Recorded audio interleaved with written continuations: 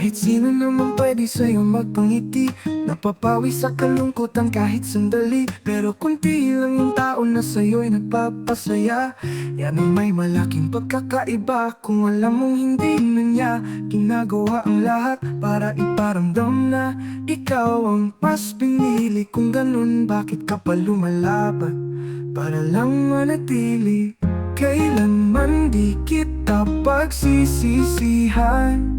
Di ko man natupad yung salitang di kita iiwan. Hindi sasabihin sana'y hindi na lang kita nakilala. Kasi dati ikaw ang minsan kong hiningin kay bathala. Minsan di natin kayang iwan yung mga bagay na nagbibigay sa atin ng kalungkutan. Dahil dati minsay ito rin ang nagbigay sa atin ng 1,000 kasiyahan. May nagtanong sa akin kung kilala ba kita. Biglang ilang milyong masayang alaala ang bumalik sa aking alaala. Ako'y napangiti na lang at sinabing oo, dati ko siyang kakilala. Oh, oh, oh, oh, oh, oh. Oh, kailanman di kita pagsisisihan. Di ko man natupad yung salitang di kita iiwan. Hindi sasabihin sana'y hindi na lang kita nakilala. Kasi dati ikaw ang minsan kong hiningin kay bathala. Napakahirap kalimutan ng isang tao na nagbigay sa iyo ng maraming alaala. Minsan kailangan mo mang tanggalin ang numero, mga litrato na walang ititira. Wag lang ang aral na iyong natutunan.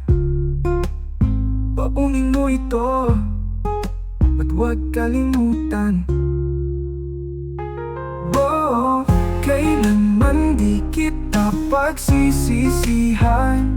Di ko man natupad yung salitang di kita iiwan.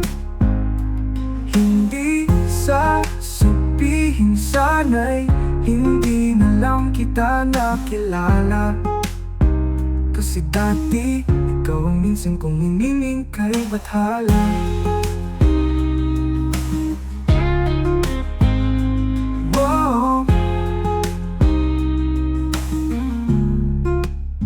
Napakahirap kalimutan ng isang tao na nagbigay sa iyo ng maraming alaala. Minsan kailangan mo mang tanggalin ang numero, mga litrato na walang ititira. Wag lang ang aral na iyong natutunan.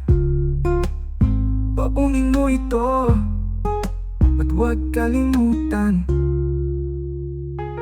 Oh, kailanman di kita pagsisisihan. Di ko man natupad yung salitang di kita iiwan. Hindi sasabihin sana'y hindi na lang kita nakilala. Kasi dati ikaw ang minsan kong hiningin kay bathala.